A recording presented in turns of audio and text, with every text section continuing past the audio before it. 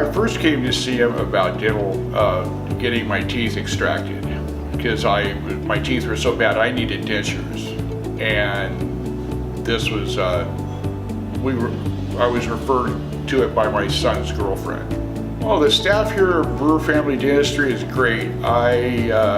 Everybody's nice, everybody's professional. It's a smooth operation. I mean, they know me by name. We're not a number, you know, we're an actual person. They actually recognize you. Well, I tell you, the treatment is first class. The people are great. Dr. Dean he's a real nice guy, and everything is just worked out perfect for me.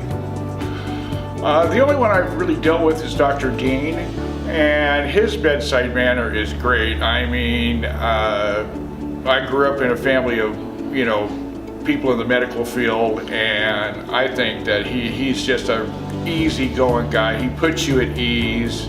He's gentle, and he tells you what's going to go on. He tells you what to expect, and so there's no anxiety there at all. Oh, I would recommend Brewer Family Dentistry to anybody that has anything minor or major of oral care to take care of. This is who I'd send them to.